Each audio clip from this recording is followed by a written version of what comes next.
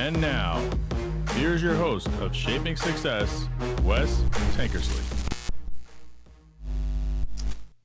Boom. What is up, everyone? Welcome to another episode of Shaping Success Morning Coffee, where I sit down and I drink coffee and talk, run my mouth, tell you about what I'm going through, hopefully help you if you're going through the same thing. I got this weird thing on my eye right now. I'm going to point. Let's see if I got to point with this finger. I don't know what that is. I'm going to have to look at that a little bit closer.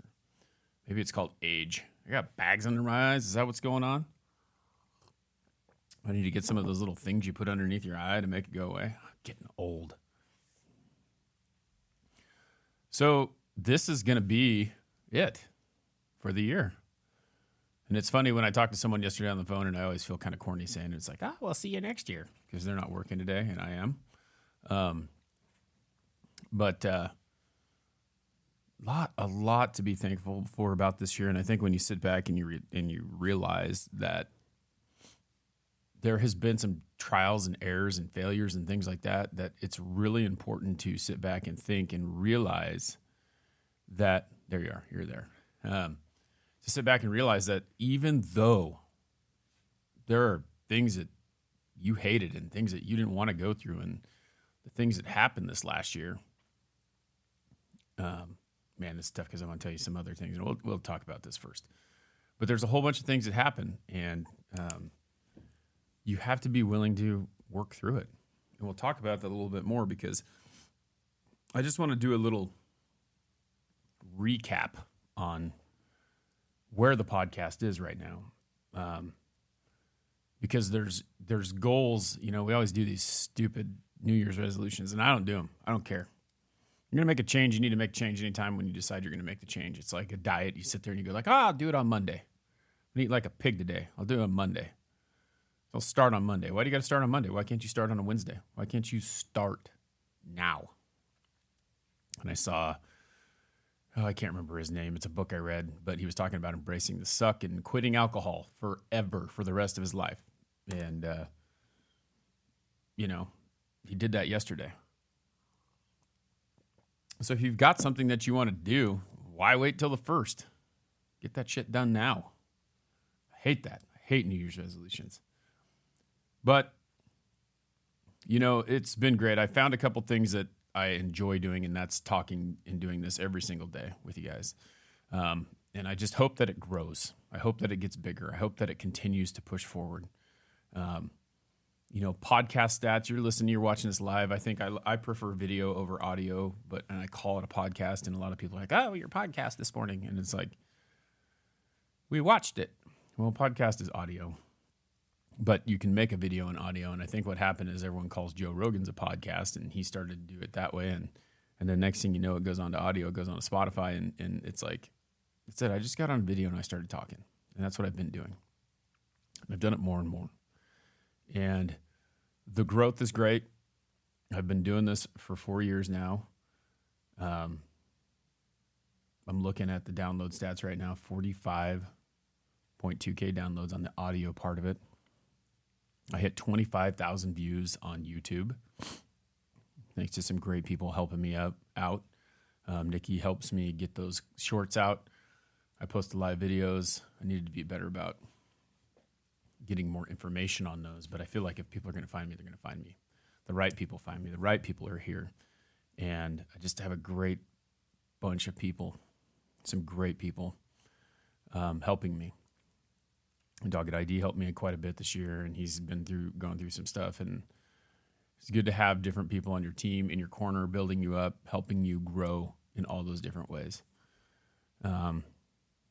TikTok, I'm getting close. I'm almost at 23K followers on TikTok, which you watch this live. Sometimes there's people in there right now. We're almost there.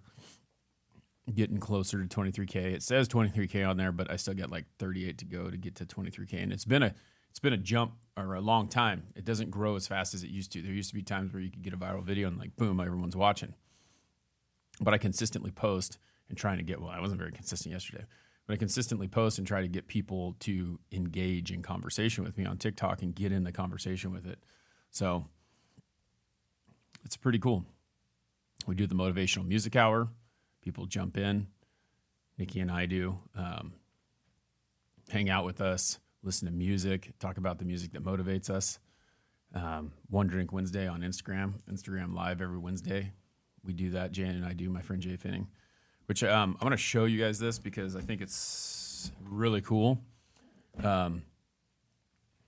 But if you collect silver, and I'm showing this, and I'm going to talk about it so you guys know.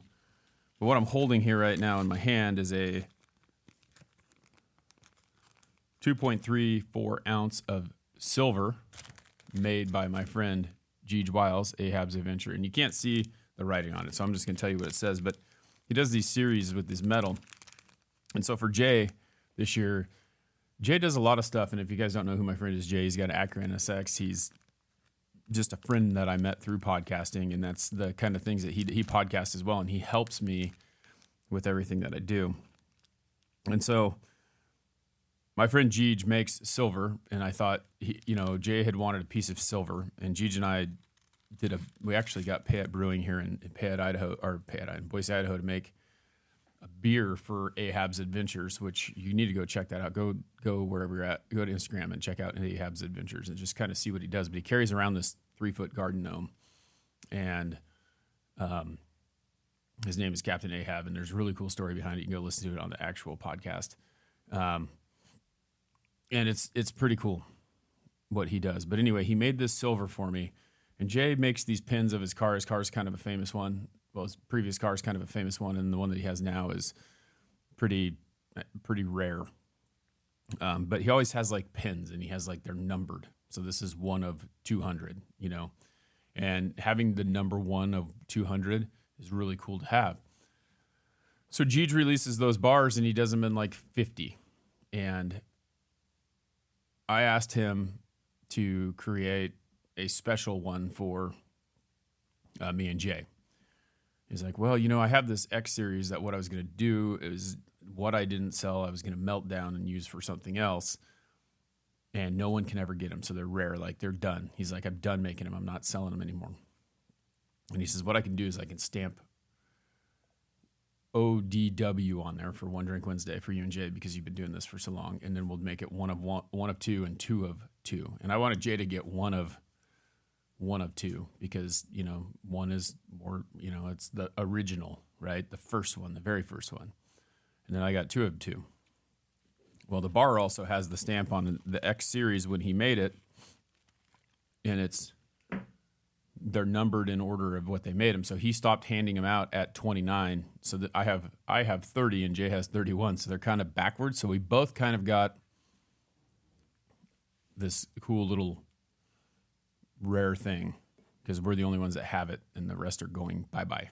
So kind of cool. Got to sneak around that though. But, 2,215 people on YouTube subscribing. And we are, thanks Marty, appreciate that. Trying to go back and forth between TikTok here. But, we're getting through it. I want to talk to you a little bit about what I said in the beginning, though, now, because that was, now here comes the ramble. In the beginning, I was talking about how there are so many things that people struggle with, and they look at it as a bad thing. And I don't say that anytime you find the answer, you think that the answer is always going to be good forever, right? Like you may have to, like when you set a goal, you have to have aspirations for something after that, or you're just going to get bored, or you're just going to be complacent. And complacency is a tough thing to deal with. I don't ever want to be complacent. I want to be always striving to do more. I don't want to be comfortable. And I got uncomfortable a lot this year. And I started thinking about the uncomfort of being uncomfortable and how it helps me to be better, to be stronger, to do more, to continue to want to just be more. And I had noticed a lot of things that had happened. We bought this house this year.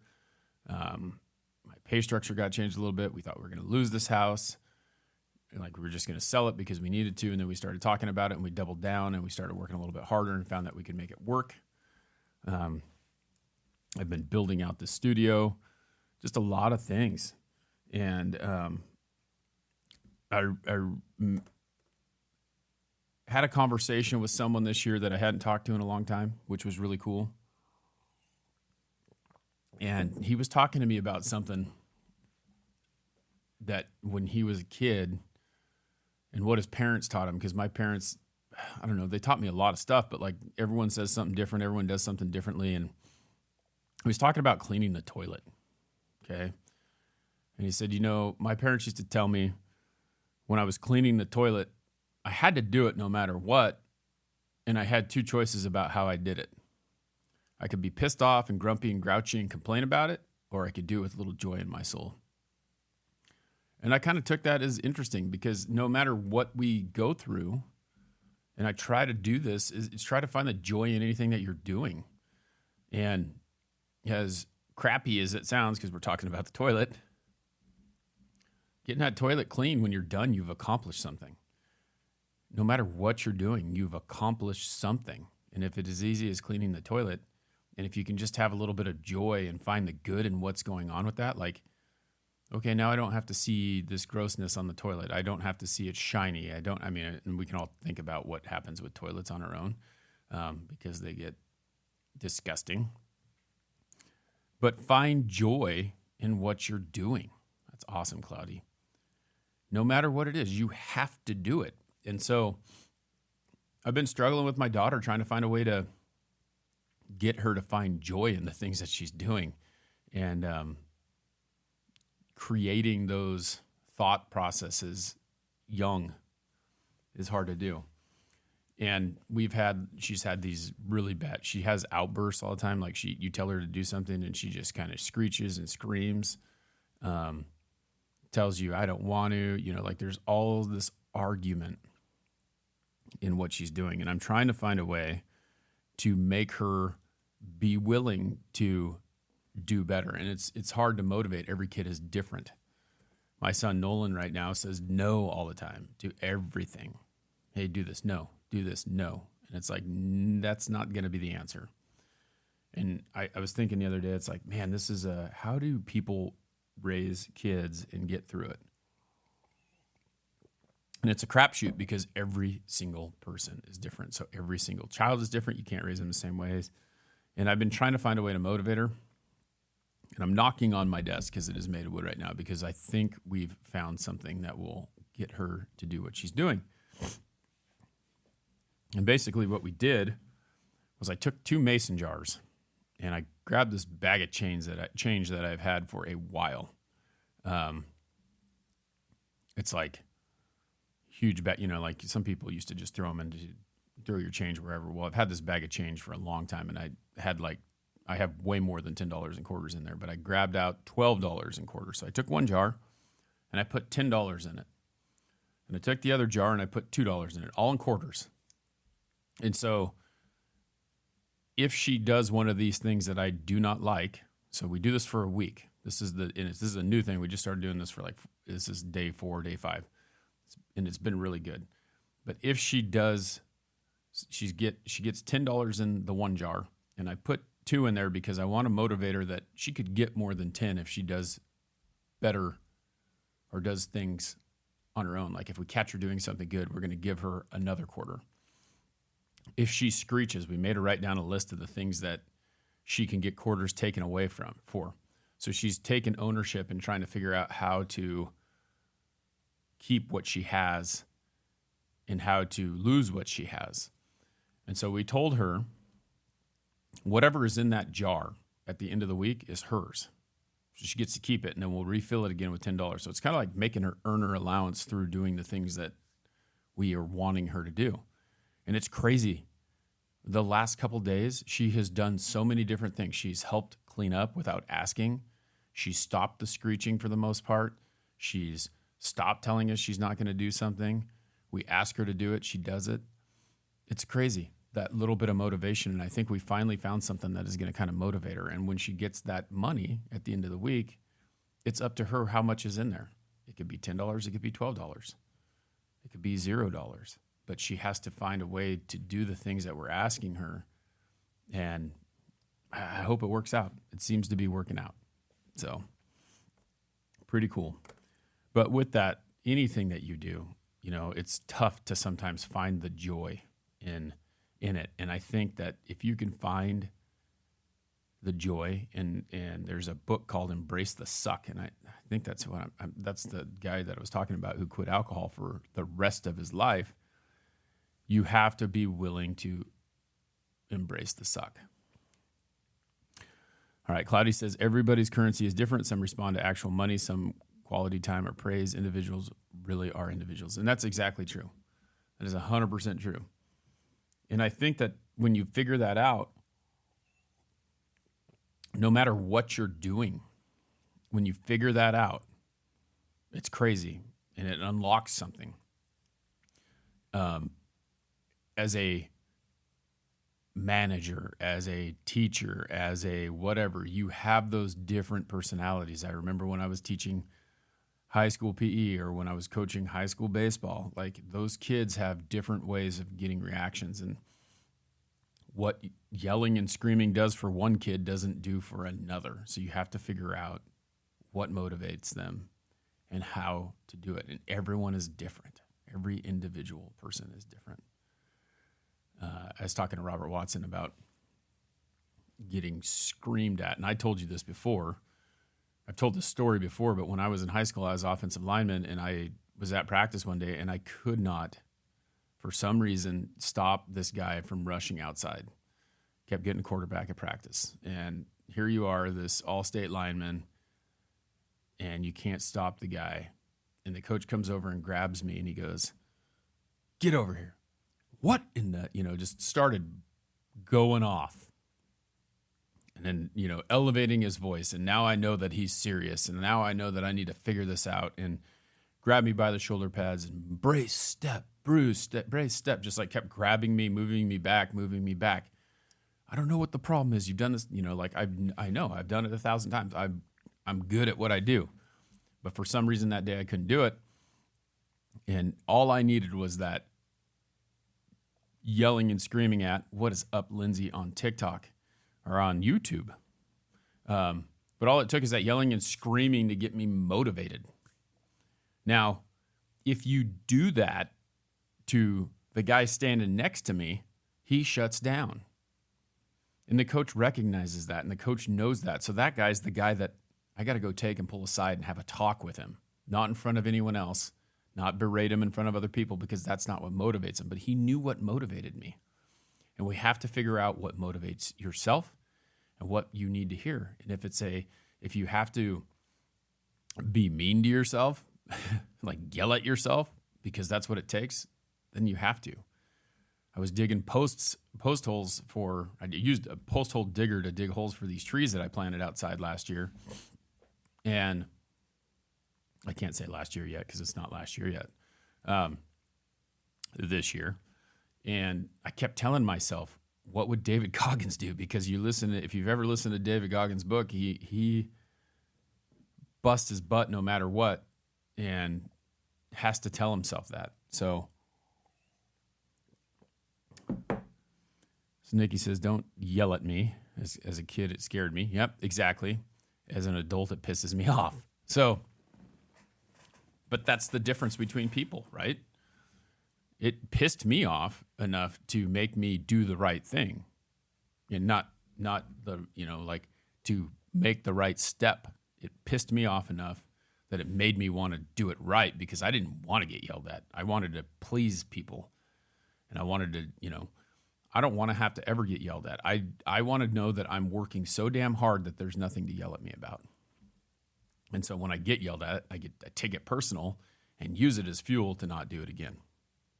Right. And that's the thing. Like the hard part is knowing that. And I look at like my daughter, because if I yell at my daughter, it's not the same. It doesn't have the same reaction for me that it had for her. So everyone's different. Oh, it's been a great year. As we wind down, I'm just about to pop off here. There's so much more to come. Let's talk about some of these goals. I talked yesterday about there being, certain goals that I have, and I zoom out, because we have to zoom out, right? And look at the big picture of what we're trying to do. So when you start something, if you're looking just on the low level of what it is, you have to realize what the big picture is, all right? I want to start a YouTube channel. Okay, great. Why? Well, I want to get the podcast out more. Okay, great. Well, why? And then what does that look like? Because I want people to be successful. What does it look like? What is the big picture? What can you do? And I had a goal last week of hitting 2,200 subscribers on YouTube before the end of the week. And that wasn't very much at that time, but it was a stepping stone to get to 10,000, right? Because the next big goal is 10,000, but I need to figure out a way to get to 5,000 first. So the idea behind YouTube for me right now is to get it to 5,000. The podcast, I want to be realistic about it. I've got 45,000 downloads. I want to get that to at least 60 by next year. But, I can't wait till the day when I see 1 million. And so zoom out. What's the big picture? That's the goal, to get it to 10,000. I think that it's a realistic goal to get it to 5 this next year. And even bigger. All it takes is one shot. So there's a lot of things going down to try and do that. This morning coffee helps get the word out there. So if you guys are watching Morning Coffee, if you're listening on YouTube, if you're watching the podcast or listening to podcast audio, share it. Help people get it out there. Help me get it out there. If you want to help the show, join the Patreon. As little as $3 a month, you get bonus episodes, you get all kinds of cool stuff. And then it's just a great way to help support a lot of things that go on within this studio that I'm trying to do. Because as you all know, I don't do this for a living. I do this for fun right now. My wife calls it a hobby. I think of it as my goal is, like, there's a lot of things that are happening because, like, I'm doing this morning coffee now, which is 5 days a week, which is going to go to 4 days a week. And I'll tell you why. Robert Watson, a friend of mine, is writing a book, and it's all about coaching and all about making people better and the things that he's been through to help other people see that they can do that. He's sharing that with the world, right? And that's what I do. It's the same thing I do, so it goes hand in hand. So every Wednesday, Robert and I are going to break down a chapter in his book. Maybe it'd take us 2 Wednesdays to get through each chapter, but they're essays of things that have happened and with data to back it up and things like that. So we're going to do that every Wednesday. I'm going to continue to do interviews for Shaping Success because I think that that's where it started. That is the cream of the crop. I don't know. That's not the right word, but that's the basis of what it was, talking and interviewing people. So if I get people that I really think need to get their voice out and listen, we're going to do an interview and we'll sprinkle the interviews in. So Shaping Success is the interviews. Shaping Success Morning Coffee is the daily. And then we're working on a title for the middle one, for the Wednesday one. But that's Robert and I will be doing that. And if you don't know Robert Watson, you should follow him on TikTok. He's on Instagram. He's everywhere else. He's got a book coming out at the end of January, and we're going to talk about that. So that's where it's going. That's what's going to happen this year, okay? And the goal is to get that YouTube up there and to get the podcast out there. If you've listened to the podcast and you listen to it on Apple, please do a review so that it, we can get that. It's been a long time since a review. Reviews help. Share it. If you see one of the videos on TikTok, which is where I post most of my videos, repost it, share it, comment, keep that stuff going. Okay. Trying to build the Shaping Success Network, and it's starting with my shows, but there may be other people. I may be producing another show for someone else, and that's it. One Drink Wednesdays, Motivational Music Hour. These things happen. I'm everywhere, and I'm trying to just grow. And that's the big picture, is to turn it into something that everyone can be part of. And I appreciate all your support. You guys rock. And until next year, I challenge you to find the shape of your success.